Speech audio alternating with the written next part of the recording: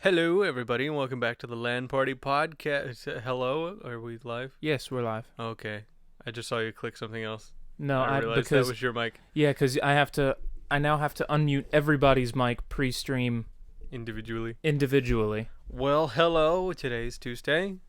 We're 15 minutes late, and I will just let Tyler explain why we're 15 minutes late. I was having a political argument with my mother, literally from the inside of the house as I was putting my shoes on, all the way to my car, until I shut my door and drove away. And I thought I was gonna be late because I was fucking mixing and producing and this and that and the fucking other, and here we are. I finished 10 minutes early. I reached a stopping point 10 minutes early, and I was gonna say, you finished? No. Mixing is one of those things that you're never done mixing. Yeah, mixing is one of those things where it's just like can conceivably never have an end. Yeah. But we're here. Nick's not. He had to work today till 3:30, so theoretically he could have been here, but he probably just wanted to go home. So don't shine that in your eye. That is very bright. It's really, really bright.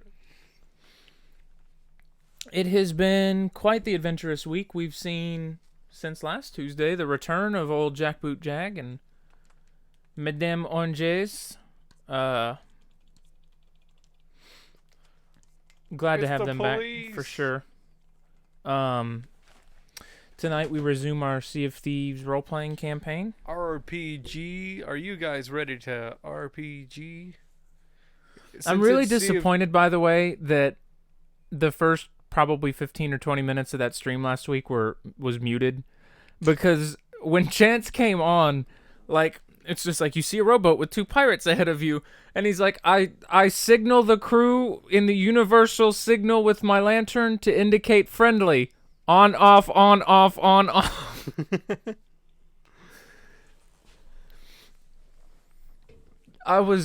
When those two became part of the fucking game, it was everything I expected and then some. Like, I 100% expected things to get absolutely stupid. I'm super disappointed you guys didn't take my bargaining tactics into consideration.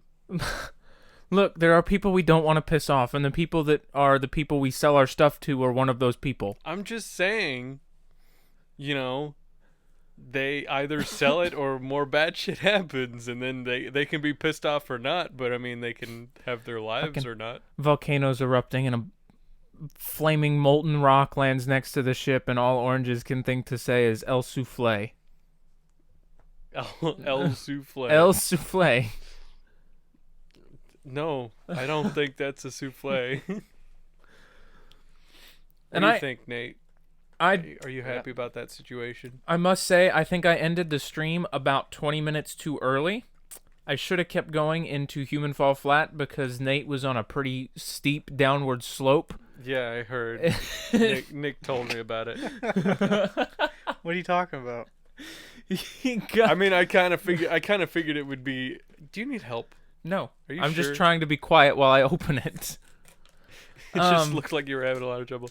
Yeah, as soon as Nate goes, oh, I had way too much to drink. I was like, oh boy.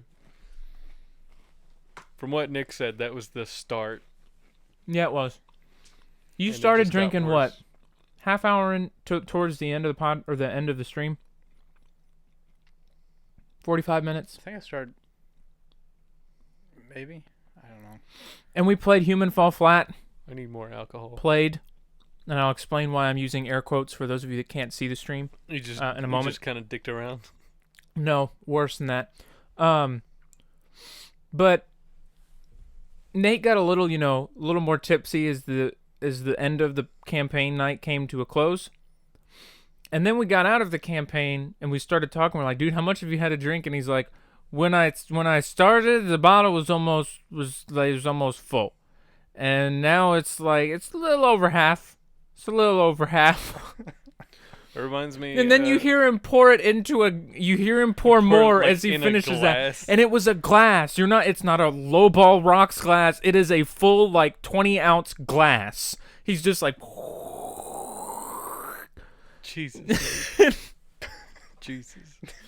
See what happened It's like the day I fucking one of the days I was playing Dungeons and Dragons. I came home and I didn't have any food at all, and Frankie's sister's bachelorette party was the night before, and they had a fuck ton of beer left over, and Frankie just brought a cooler of beer, and I just slammed 5 before the game started because I was really hungry. I was really thirsty too. And so I'm sitting there, I'm trying to roleplay, and I'm trying to speak in an accent for my character, and I'm just like, well, this is just a load of bullshit, let me tell you that. It's just like slurring and all this stuff, other stuff, and I was just like, whoa, maybe take it slow on the 6th beer. Yeah, well, then he's like, you know what we should play? We should play Wreckfest or Human Fall Flat. And, and he messaged John, and John's like, okay, yeah, I'm down. And then let me preface this by saying that after Nate told John he should play Human Fall Flat, he sent a message in what John later told me was all caps, I'm drunk also BT dub. Thank you, Nate. Very informative. And we got in, and we picked up where Nate left off. And we played for about 10 minutes, and then Nate just disappeared. Like, he was standing there, he was still in the game, he wasn't muted, he just disappeared. And then he's like, okay, I'm back. And we're like, where did you go? And he just immediately dove right back into the game like nothing happened, didn't answer our question, and then about 5-10 minutes later, he disappeared again, and he never came back. We waited for 25 fucking minutes for him to come back. And finally, we finished 11. Like, all right, well, I guess we're going to head to bed. And we logged off. Nate was still in Discord. He wasn't muted. I can't remember. Did you say you fell asleep? Well, first I went and threw up.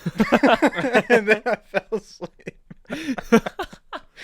I don't think fell asleep is the appropriate term in that instance. I think passed out is more like it. It didn't help that day I didn't have much to eat at all. Well, I don't think it matters how much you eat when you drink 3/4 of a bottle of rum. Yeah, I think at that point is, there's kind of like a point of no return there where it doesn't really matter. Yeah, I don't know. I mean, maybe you might not have thrown up if you had food, but I'm not gonna lie to you, I though. probably would have thrown up the following morning, though, for sure. Probably. How'd you feel the next morning? Not too hot. Surprisingly, not well. Yeah, it was not a good morning. I went downstairs trying to find some saltine crackers, and we didn't have fucking anything, so I just grabbed some tortilla chips and started eating those. I had to find something to eat so, I could start feeling a little better. Yeah, so get something in you. Yeah. What's funny is later that day, he was like out, you were at PC Lumber later that day. Mm-hmm. I don't know what you were doing, working on something. Oh, I was working on my focus, bleeding the brakes and stuff. So it sounds what like did you need a lumberyard for? Probably screws or bolts. No, I drove the Focus there to test the brakes because my dad had to get something. Oh. Well, I'm also not very happy with my dad about that either. Why did he do it really quick? Well, we got the brakes splattered fine. We didn't flush them like I was wanting to, but we did bleed them. He didn't use a hose or a bottle or anything, so he got brake fluid on my wheels, and so it ruined a couple of my wheels. So that's good. That sucks. Yeah. Well, it's only the inside though, so there's that. Why would you? I mean, your dad's a very intelligent man. Surely to God he knows that just regular over-the-counter commuter car brake fluid is paint corrosive, like really fast. Well, surely to God racing brake fluid is even more so. You gotta remember, my dad's not used to caring about his wheels. He's a that's Jeep true. person. That's true. So he's probably like, "What's the big deal?" After we bled the brakes, he was sitting there. He's looking at my car. And he's like, hopefully the brake fluid doesn't mess up your wheel." It's like, gee, thanks for thinking And about it was too late, and I was just like, don't worry about it. When I got home, I washed it off. I did a full wash of my car, but a couple of the wheels got damaged, so yeah, that's good. R.I.P. Maybe they're still under warranty. I'm not too worried about it. It's on the inside of the wheel. I feel like that violates warranty, though. You could just say the paint peeled. Be like, I don't know what happened. I was going down the road and then I parked and I smelled what it smelled like paint. And it's pretty obvious it was brake fluid. Like the paint's not gone. It's just on the inside. It looks like there was a liquid sitting in it, and the paint started fading, and you can't get it to come off. So it's like a weird. Well, I mean, at least it's just in the inside of the barrel, and your front suspension's not trying to break apart. Mm-hmm. Found out what's making noise on the Magnum. At least I'm pretty sure. What's that? My ball joint's going bad. Oh boy. For those of you that are not automotively inclined, Tyler being one of them, your ball joint connects to your steering knuckle. It does a lot of things, but when they go bad, your wheel is free to turn whatever direction it chooses. Hey, that's not really good. No. Especially when you have nice wheels and nice tires and, you don't want to destroy your suspension. Most of the time when they completely fail, the wheel will turn out and drag along the concrete until it either breaks off or the car comes to a stop. Get some seriously messed up toe. It's for performance, man. It's for drifting, dude. You wouldn't understand.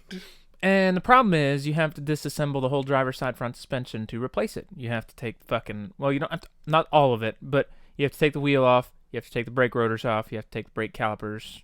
Obviously, they got to be moved out of the way. Then you have to take the control arm off. You have to take the steering knuckle off, and then you have to push the ball joint out of the steering knuckle, and they're pressed in with presses.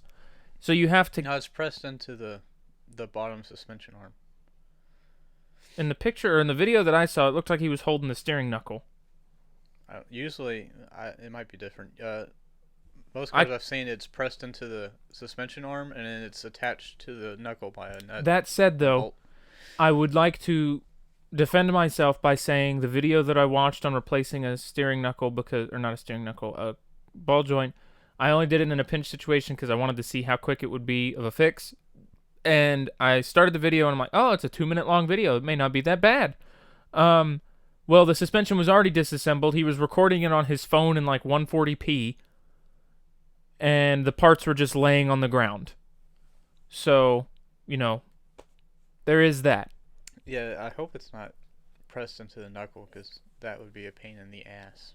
And then you have to press it back in with a ball joint press.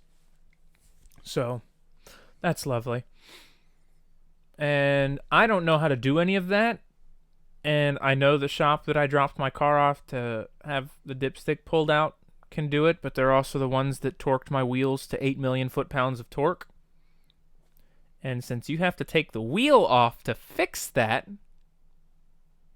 Why don't you get that arm off and buy the new part and then take it to have them press it in? That's not a bad idea.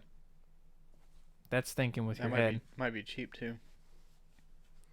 But I don't know how much they'll charge you for that. See, I imagine a new, like a whole new part would be, with the ball joint already pressed in, would probably be about 120 to $200. See, for that price though, I could just replace both ball joints and be done. Yeah. Like, it'd be a little bit more work, but I mean, yeah. Because again, the ball joint alone is $60. But they charge you a ridiculous amount to press it in. Well, Kyle will give me a pretty good discount because, again, he's the dude that sold me the car. Yeah. I have to take it back down to the shop anyways because he has to tack my exhaust thing to get rid of that rattling noise. Because I was very paranoid that my engine was about to throw itself apart. Because I was driving down the road and I just heard and like clinking and rattling, and it sounded like people were taking 2 little aluminum straws and tapping them together really fast. And usually when your engine starts making noises like that, it's not a good sign. and we pulled into the parking lot at the shop, and my dad's like, well, I don't hear anything. And I'm like, it is clear as day. And then Kyle comes out of the shop. He's like, oh, I'm pretty sure that's just exhaust sound. And if that's what it is, great, I'll take it. I would rather it be exhaust sound than, a broken push rod, but I'm not going to get my hopes up. Well, if it is something wrong internally in the engine, you'll find out soon enough. I did find out, though, that a brand new crate Hemi, 5.7 liter, like to fit that car, I can get it through my dad's store for $2,500. That's it? Yep. What? Yep. Like a long block? No, full motor. Assembled, pan to an intake, top to bottom, plug and play, $2,500. Holy fuck! So, Yeah, but you're telling me What I can be as hard on that challenge as I fucking want, and just buy a new fucking motor for $2,500, pop it back in. Yeah, pretty much. Hell yeah! That's Hey, what I'm guys, talking about. You guys want to try and build a stupid car or something? Well, here was my original thought process, and again, this is obviously. It's a very, very long way off, and that does include a core charge, though. So you'd have to send your engine back. But what I've always thought would be fun is instead of dropping a 5.7 back into it, if the engine ever went kaput, dropping the... I almost died. See how bad he flinched. Dropping the 392 Hemi out of the Scat Pack Chargers and Challengers would be something. And I asked my dad if he could find one. He's like, no, I actually looked. And I couldn't find one. I bet as soon as he looked that shit up, he's like, oh, I wonder.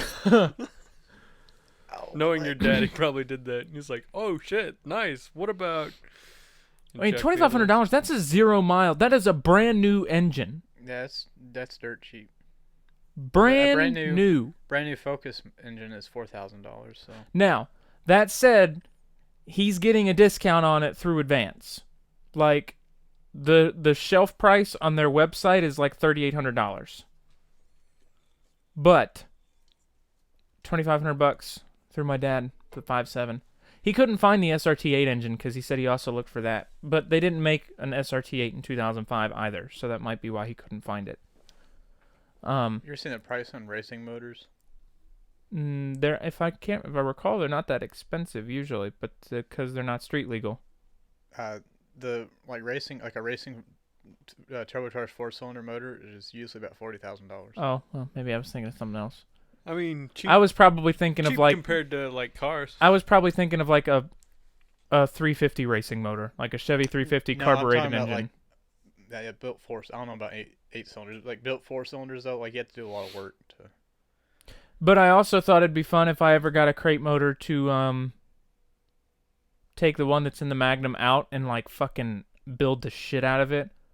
Like put a huge twin turbo. No. Twin turb skis. No. Yes. Do an Edelbrock supercharger Dude, kit. that'd be so badass. I don't want a turbocharged V8. It would sound mean as hell. You know what else would sound mean as hell? And it'd spin tires for a days. Supercharged V8. See, he's not even really a car guy, and he knows the answer to that. If you can get to sound like the Demon, I'd be down for that. It might sound better than the Demon. I'm not a huge fan of the supercharger whine on the Demon, to be honest with you. I think it sounds sick. I mean, I like it, but I feel like there are different supercharger whines that are better. Actually, I don't know if it was a Demon. There was a video on YouTube of it's the Hoonigan guys, and some famous wrestler stopped by, and his car that he was driving, it was a Hellcat, but I think it had the Demon motor and supercharger. Was it Bill Goldberg? Yes. Yep, he's a big Mopar guy. I was watching the video of him hooning around in that thing, and it sounded sick. I don't know what exactly was going on under the hood, but it was awesome. Probably just a Hellcat engine. He has the guys. You remember that? It was either the Hellcat engine with a bigger supercharger, or it was like a Demon engine with some other. It was. Well, I mean, the supercharger on the Hellcat engine, was it in a modern Hellcat, or was the engine in something else? It was a modern Hellcat. Okay, so it was a Hellcat, and it was made into a wide body, and they added some kind of other motor into it. Weird. Or supercharger. I'm not sure. I don't remember the details. He's a big Mopar guy, though. That TV show I told you to watch a while back called Graveyard Cars, he had them build he had a GTX convertible that he had them build, and that car was fucking gorgeous. He said that when he bought it, it had like 600 horsepower, and the guys that built it to 1,000. They said, but it could make 1,200 easily. So. That's what I wanted to talk about. Thank you for bringing that up. You all hear about Kevin Hart's car crash a little while ago? Mm-hmm. Mm-hmm. He bought a Plymouth Cuda and had it built. Purple? It's like real nice. It was a plum crazy purple Cuda, and he had it built. And the builder, he wanted it to have a Hellcat engine in it, so the builder built it with a Hellcat engine and all that. And then his buddy was driving it on some windy roads in California, and they crashed. And Kevin Hart was in the hospital. Nobody died, but there were, mild injuries across the board. Front 2 seats were occupied, and then they had a passenger in the back. He is now trying to sue the builder for not installing safety equipment. Who is Kevin? Kevin Hart is trying to sue the builder. Wow. All right, cool, whatever. And look, I hate that happened. I really do. For some reason, I thought Kevin Hart was being sued by somebody, but the builder might be suing him back for defamation of. Yeah, might be countersuing for that. Because if it's not the builder's fault. I mean, anybody who modifies cars knows the risk they're taking. Yeah, he built it to spec. So well, and here's the thing too. There was no point in that moment where Kevin Hart saw the car finished and he was ready to sign the check and went, "Oh, it doesn't have safety features in it. Can you install those?" Sure thing. You never asked for them to be installed. And his argument that his lawyer is presenting is, well, any car that's built like that, it should be included. It should be understood that stuff should come with it. No. That is not what that is. That car passed inspection. It was in 1970. Guess what? They didn't require seatbelts in 1970. They didn't require nor have airbags in 1970. You have, and the sad thing is, and it's shitty. He'll probably win too because he's fucking Kevin Hart. But I just think that's so shitty. Oh, and here's the best part. You want to talk about safety features? He opted for a rear seat delete. The passenger that was in the back was sitting on the hump for the drive shaft. There were no safety features. Yeah, you took out the back seat in the back and you had a third passenger. What the fuck is wrong with you? This was in California too, wasn't it? Yep. It's a bad place to have that happen too. Yep. Fucking California. California is not for car enthusiasts or anybody. How there's really. So many car enthusiasts when they have such strict laws. Yeah, now that after this incident too, California's they're pushing legislature to overrule all grandfathered laws on American or automobiles in general. So even if your car didn't come with seatbelts when it was purchased, under the law now that's grandfathered in. You can't get a ticket for not wearing a seatbelt in a car that doesn't have seatbelts. From I think it's up to I can't remember when seatbelts became regulated. But California is trying to push legislature that will make it doesn't matter. It has to have seatbelts. Now that doesn't sound like that big a deal, but there is a large number of classic car owners that build cars to factory original. And they compete. They've got the build sheet from the back of the seat. They've had it preserved and restored so that you can read what all options were and were not on the car. And they're going to take them to these nationwide shows. And they're not going to get good scores. Well, they'll get good scores, but they're not going to get the perfect score that they maybe could get because they have modern seatbelts. They're going to have seatbelts and safety equipment when the car was not equipped with them from the factory. And you'd be able to look at the build sheet. You can decode the VIN. And I mean, at that point, they would have to start reinforcing the spars connecting the roof and stuff like that. The pillars connecting the roof, like the A and B pillar. So that it would be rollover safe and also more crush protected. Well, not only that, but those old cars never had shoulder belts either, so they can't handle shoulder belts. They can, and I'm sure if California goes to do, seat belts, they're gonna be like, well, but they can't be lap belts because. Yeah, but I mean, those are dangerous. It's kind of hard to install a 3-point system. That's what I'm saying. In something that never had one. Right. It was never designed around it. But I just that whole situation makes me mad. and like I said, my dad was telling me about it, and it would not surprise me if the builder's trying to sue Kevin Hart back because, again, he's not responsible for the choices Kevin Hart made in his car.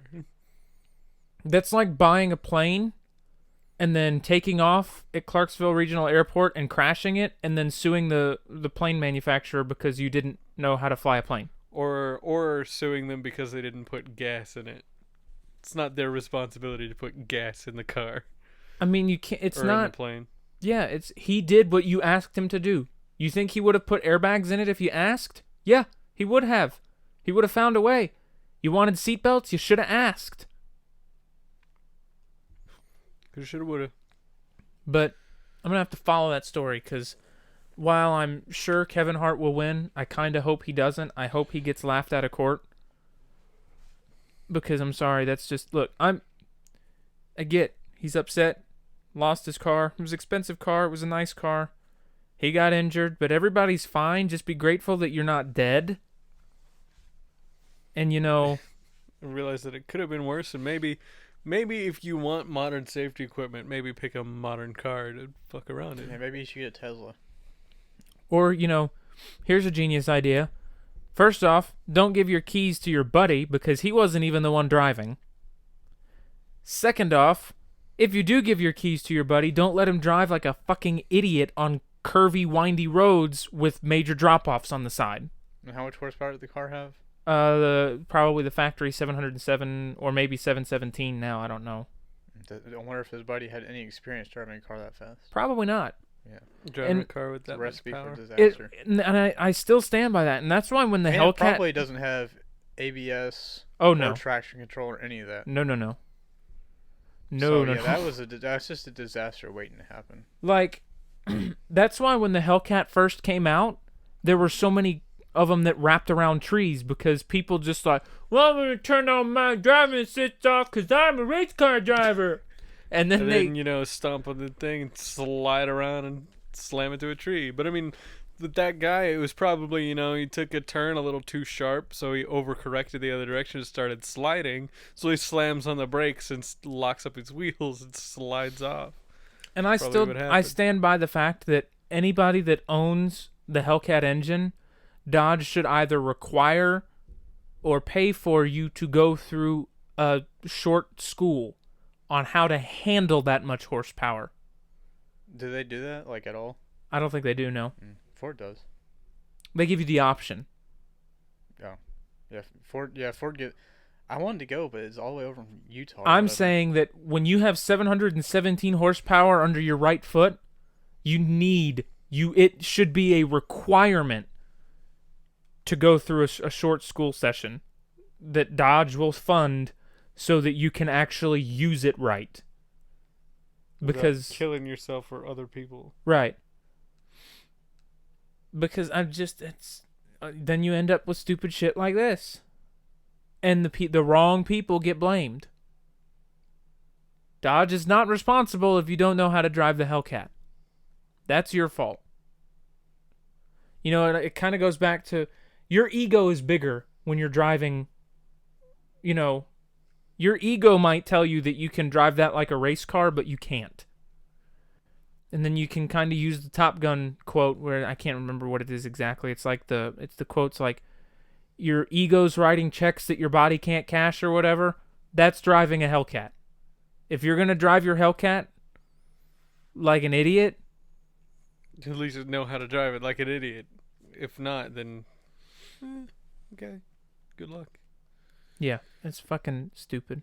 Just because you're pretty good in Forza doesn't mean you can jump behind an actual car. I want to talk about that in a second too because I found a funny little statistic about that. But it'd be really funny is if imagine if Judge Judy was the judge on his case too. She'd be like, "So you got in a car accident? Is everybody all right?" And he's like, "Yeah." And you're suing him for not installing proper safety equipment? Yeah, I figured, it's a really fast car, a lot of horsepower, big engine. It should have probably had that stuff in it. It'd be like, well, did you ask for it? I mean, no. I'm like, all right, case closed. See ya. Did you ask him to install modern safety equipment features? No, I just kind of assumed she would. I'm just imagining the look. I bet his lawyer would be in the background like, Stop talking. Just be like, shut up, no more, stop talking. Yeah, I just assumed. Be like, oh, you assumed. Well, I assume that it's time for me to go to lunch. Case dismissed. In the defendant's order, bye-bye. See ya. Get out of my court. I'm gonna go get a salad. Man, what was your statistic? Oh, on Forza? so just out of shits and giggles, when me and Nate got our racing wheels, I wanted to go and look. I was just looking at. I wanted to see if there'd actually been a study done because I was sure there had been on whether or not people that play racing simulators are better drivers. They are in fact worse. Oh boy. That's where Nissan got its last 24 hours of a mall driver. No, I'm not gonna sit here and say, you've told me that. Define worse. Like, it becomes an ego thing. Worse does that as in, mean like speeding? What and exactly does that cutting mean? corners and More stuff like wrecks or just more speeding tickets? More reckless, and I do think there have been more accidents. Well, I don't here think I'll just pull the speeding is fucking thing necessarily up. reckless. It depends on the conditions. I'll pull the article up. I'm if sure you're it wouldn't take me. speeding and weaving through traffic, then That's reckless. that would be reckless. It would be very stupid. If you're just speeding on an empty road, I don't consider that reckless. I mean, unless you live back here, and then you know, if it's nighttime, you might have a deer jump out in front of you. Yeah. So it's kind of reckless. I mean, it's only reckless to yourself and the deer. That's true, but I mean, it's still reckless. Let's see. This is a Reddit. I don't want to Reddit. Speed appropriately. Why not? Everything on Reddit is true. I want to find the article that I've read before. I'd do a lot more legal speeding if it didn't cost $400 to go to the track. That's 2 hours away, and you have to get like a license and all that shit to do it. Yep. Hang on, let me.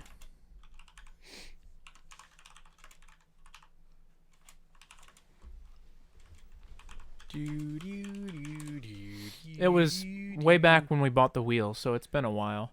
Do car people do the things that World War II planes used to do, which is stick 2 superchargers on an engine? No. Why not? That sounds like a lot of fun. Here you go. Researchers at the polling company Census Wide spoke to 1,250 drivers and found that people who play racing games are more likely to be involved in accidents or be fined for driving infractions than non-gamers. The poll also revealed that more than a fifth admitted to transposing driving maneuvers learned in video games into real-life practice, and found that more than 26% of the people interviewed had 2 or more speeding convictions, less than drivers who'd never played video games. Or 2 or more...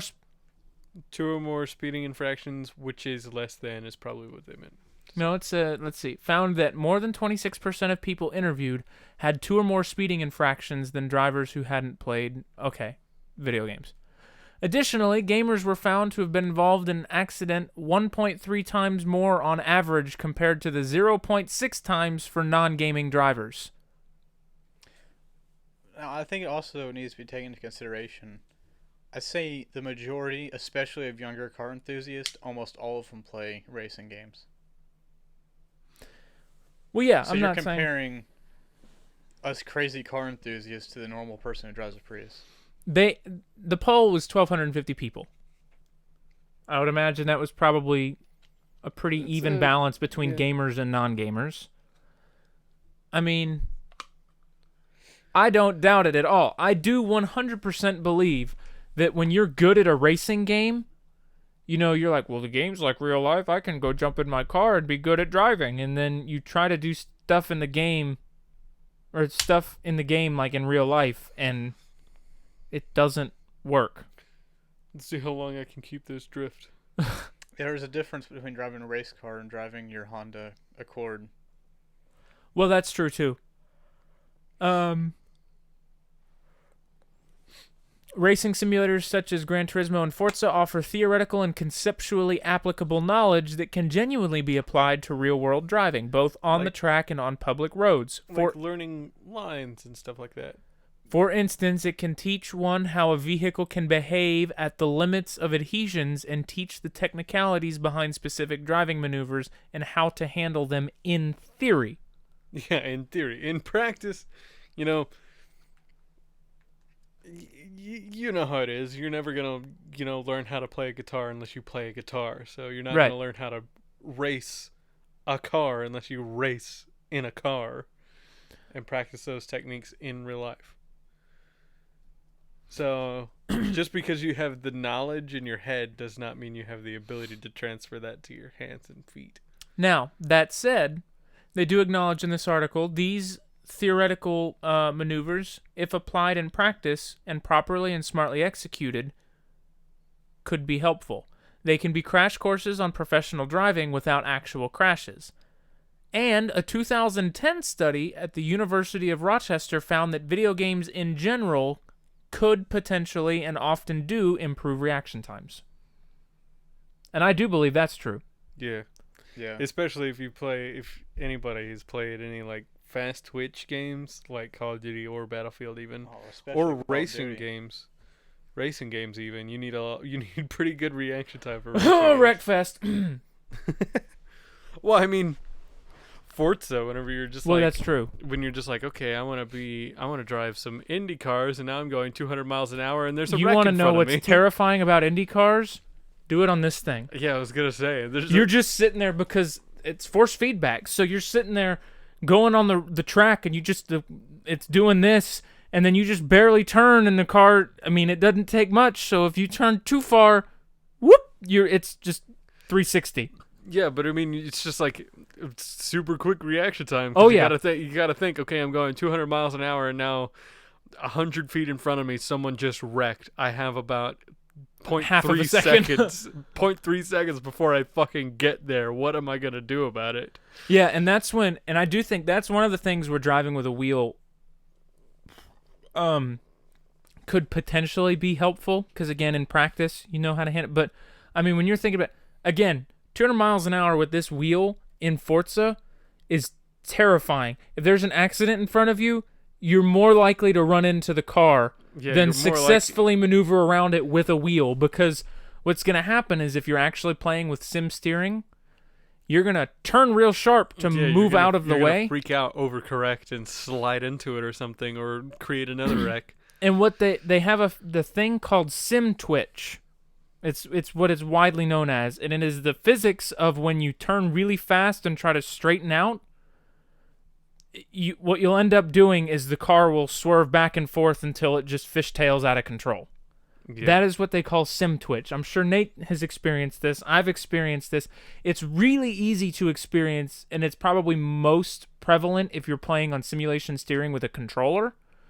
But it's also easier to correct with a controller because you're not fighting the fucking steering wheel. You can immediately snap back into the other direction or whatever. But what? Oh, 150 is scary on the wheel. The only time I felt decent was in the Forza GT open wheel car. I mean, I'm not gonna lie. I felt good driving the Indy car, but it took me a solid probably 10 or 15 laps going around the Indy Grand Prix circuit before really get comfortable. Before I really got comfortable with it. And I wouldn't even say I'm comfortable with it. I can just make that track. I can make a lap without wrecking. That was my accomplishment. I did it 10 times, and I'm like, this time I will do it this time without crashing. And finally I did it. Just imagine doing that in real life, though, because it's scary in the wheel and looking at your screen going that fast with that much control and stuff like that. Whereas in real life, it's your life on the line, and you're going 200 miles an hour sitting in a tiny little box that just barely fits you in it. The GT Racing Reborns are so fun and scary to do on the wheel. That is true. They are very fun. And those are amazing drives. Especially the Ford ones. Those are really interesting ones to drive because they've got those... They're really turbos. Slow. They're really slow when they get going.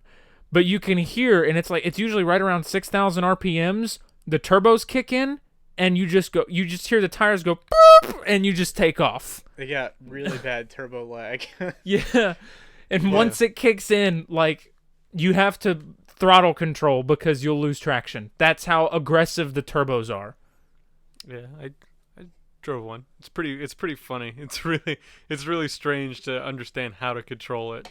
I haven't messed around with the brake boosting to see if that works on those cars.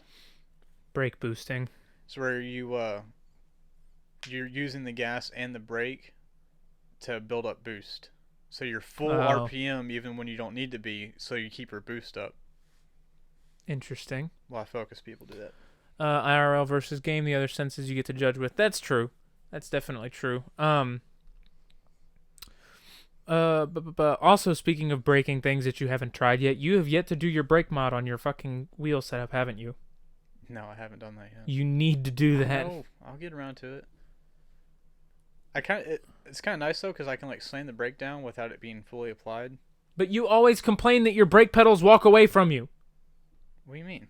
You say that your pedals move away the more you use them. No. I thought you were complaining about that at one point. I told you that I bolted it down, and you're like, "Why'd you bolt it down?" And I said, "Oh, well, you still need to. You should still do the brake mod. I will, because then you can adjust your brake sensitivity and make your.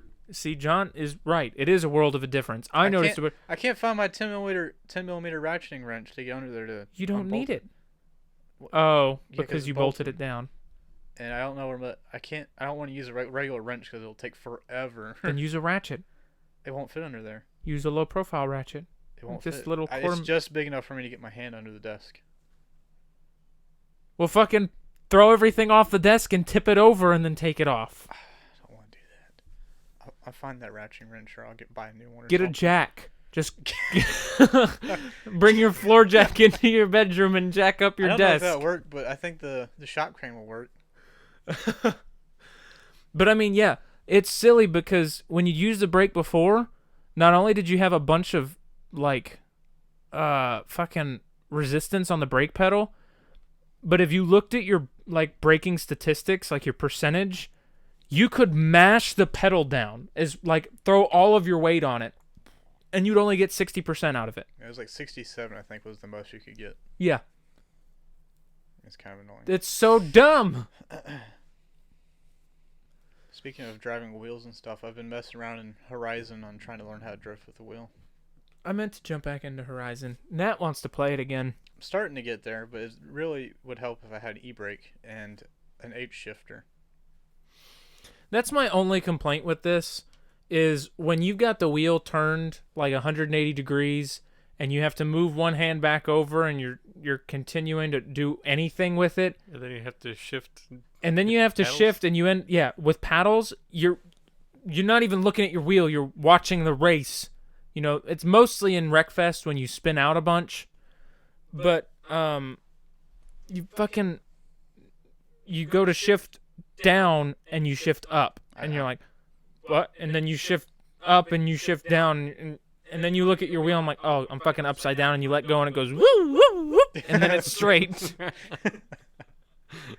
Yeah, I every time I get into a situation like that, I always shift wrong every time.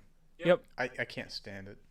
I need an H shifter. It's nice for driving like a race car, like a in Forza and Motorsport. It's fantastic, like the Le Mans car and stuff.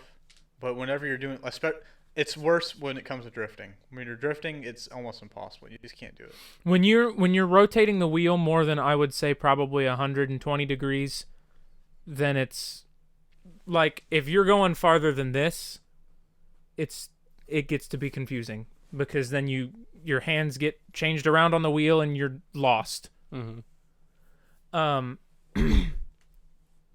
Do you always drive at 10 and 2?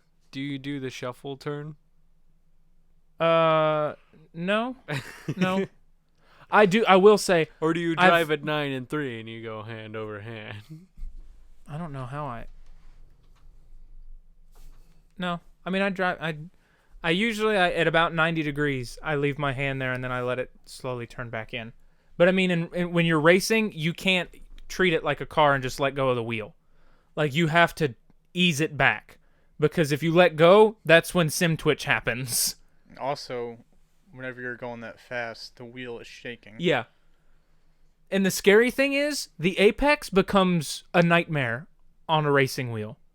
When you're on a controller, you don't notice it because you're not really fighting with it. When you have a wheel, your wheel dips into the apex, and you just feel the steering wheel rip to the left. And it rips to the left and fights back and forth. Like it's a solid 20 or 30 degree lurch both directions. Real bad when like you get like your right wheel's off into the grass and it starts like pulling and you're like, oh yeah, fuck. Trying to get back on the track. It's odd though how much more fun the racing wheel makes certain races, like fucking NASCAR. You would not imagine an oval track could be entertaining. But when you do it with a racing wheel, it's really fun. I think it would be because you have so much more control and like fine-tuning of your turns. So you can put yourself, just inside of somebody's turn really easily. Well, and you can... Or way more easily than a controller. You can control your throttle a lot better too, so you can actually like bump draft and stuff like that. Yeah, you've got a pedal to do that with instead of a trigger. And also, better brake control as well. Oh, yeah. It's an absolute blast racing NASCAR. I raced the Daytona 500, like the actual length race. Like, I was running a series of races for a while, like, actually looking up the number of laps that each race had and racing that number of laps. And it was like 250 laps on Daytona, and I did it. I finished in 16th because I got in an accident on, like, lap 243. But, yeah, it was awesome. Like, no moment of it was dull because I'm sitting there, just... In the pack. Just trying micro maneuvers to gain position. I will say there is one track, I think it's the Homestead Oval. It's the really tiny oval, I think, where the AI don't quite know the racing line. And when you're coming around the back stretch going into turn 3 and 4... they take it really, really wide, and they get real close to the wall, and then they drop down and slam the brakes and get back onto the low side of the track. And I would not be lying to you if I said in my 200 laps on, I think it was 267 laps on Homestead, that caused more than one accident, and I think 2 of them I was involved in. I was gonna say, if you cut that turn a little shallower than that, I could imagine a couple of AI slamming into you. Because you have to know where they're, and after a while, you kind of know, like you see the signs, and you're like, okay, they're gonna drift down the track and then slam the brakes. So you have to give those people room. And I got to the point where I just rode the inside line of the track as far down as I could, so that they would not mess me up if they did that. Welcome to the stream, Black Rose. John said another option, if the shifting is bad, make your wheel lock way lower, but it's then more twitchy. I get over it. It's not that big a deal. I really only notice it in Wreckfest. That's really the only time I ever notice it. Because that's the only time that You don't have extreme angles and like forks and stuff like that? No, I'm not really ever turning that hard with, my wheel. Maybe you should drift more often. I can't drift with a controller, let alone with a wheel. Another problem I have with drifting is you're playing with the wheels so much, and the wheels vibrate, and you're like jerking the wheel around, so everything on my desk just goes all over the place. I knocked like half the shit off my desk one night when I was in Forza trying to fucking save the car. My monitors were just sitting there rattling back and forth, bumping each other, and askew. Yeah, I know.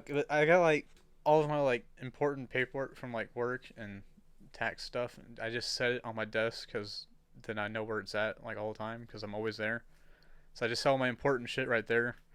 And so I'm sitting there driving and my papers are going everywhere. I'm like, God damn it! And for some reason, my trash can that I have sitting next to my desk always opens too. I don't even know how. So I'm sitting there shaking the steering wheel. There's papers going everywhere, and the trash can pops up. I slam it shut. Kind of feels like I'm driving a beater car, and everything's falling apart, and the door keeps opening. I got to shut it. Oh my god! Like a headliner keeps leaning down and just bang. So I'm just like, God damn it! The pieces of your dashboard are flying. Yeah, that's what it feels like. It gets really hard though. I think times you notice the wheel the most though are in Wreckfest for sure, especially when you race the silly cars. Like we were racing the bumper cars, which are surprisingly fast. The sofa car, because the wheelbase is about 9 inches.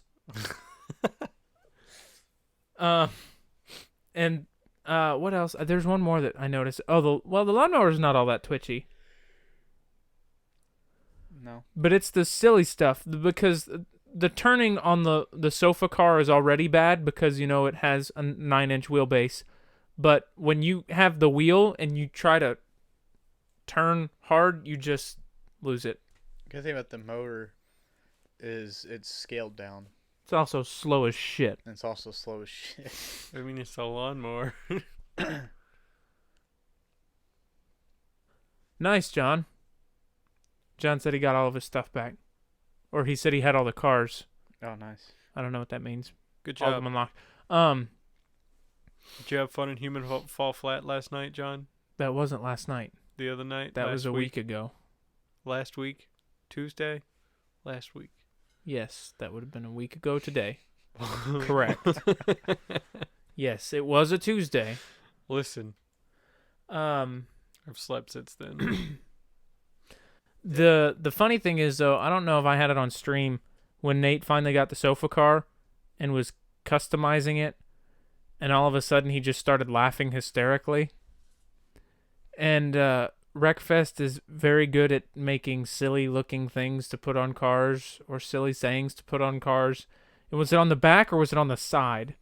There was something written on the side and back. I think the side said, "Sofa, so good." Yeah, so far, so good. I don't remember what the back And the said. back said, "I don't care about your problems." Yeah. Something like that, yeah. Beautiful. Beautiful. It was great. He had the only one that had that paint on it, too. So when he got out, I was able to find him pretty quickly. So far, so good. They need to add a hearse. Actually, there is one in the game, Oh, really? by the way. They did it for a Halloween special a couple years back. If you look, there's actually videos of people driving a hearse in Wreckfest. I think it'd also be funny if they added, like, a tractor. It needs to be a modified tractor. Tractors are too slow. I could also see, like, since we have the sofa car, we gotta have a bathtub. Imagine having a bathtub with wheels. What if it's made of, like, porcelain, so every time you hit somebody, it just instantly It falls apart? shatters. It's a one-and-done deal. Man, if you're trying to phonetically spell something, don't put fucking four consonants next to each other and expect people to pronounce that. How would you pronounce a word spelled Fohwlkes? I have to write it down or read it to know what that... I couldn't remember. That was too many letters for me to remember. Exactly, and 4 of them are consonants smack dab in the middle of the word. How are you supposed to say that? No clue. Exactly. All right. Well, I think we're going to call the podcast here. We should be back later tonight. Should be Sea of Thieves role-playing night, so hopefully you all come back for that. And if it's not role-playing, which I imagine it will be, we'll be back with something else. I have plans to stream tonight, so come hang out with us again later this evening between 7:30 and 8:30 Eastern Time, and we'll see you then. Bye. Bye.